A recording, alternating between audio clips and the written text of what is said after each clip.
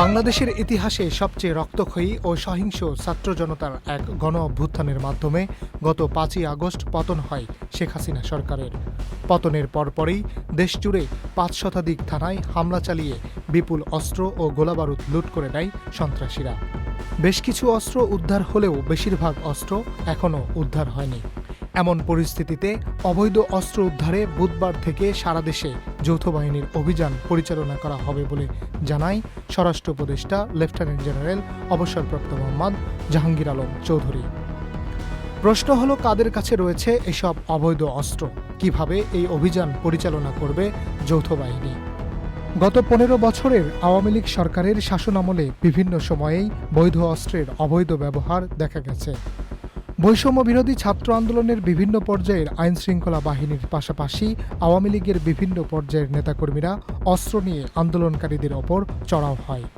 এ সংক্রান্ত বিভিন্ন ছবি ও ভিডিও সামাজিক যোগাযোগ মাধ্যমে সে সময় ছড়িয়ে পড়ে। এসব ভিডিওতে তাদেরকে কখনো পুলিশের সামনে, আবার কখনো নিজেরা সংঘবদ্ধ হয়ে আন্দোলনকারীদের দমাতে অস্ত্র হাতে দেখা গিয়েছে।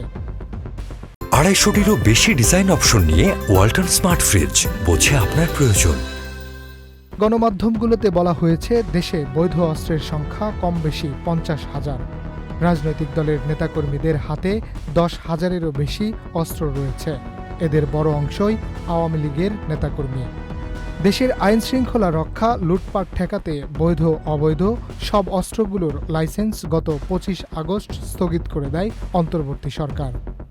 গেল মঙ্গলবারের মধ্যে গোলাবারুদ সহ এসব আগ্নেয়াস্ত্র সংশ্লিষ্ট থানায় জমা দিতে নির্দেশ দেওয়া হয় স্বরাষ্ট্র মন্ত্রণালয়ের পক্ষ থেকে, কিন্তু এই নির্দেশেও তেমন সাড়া পাওয়া যায়নি।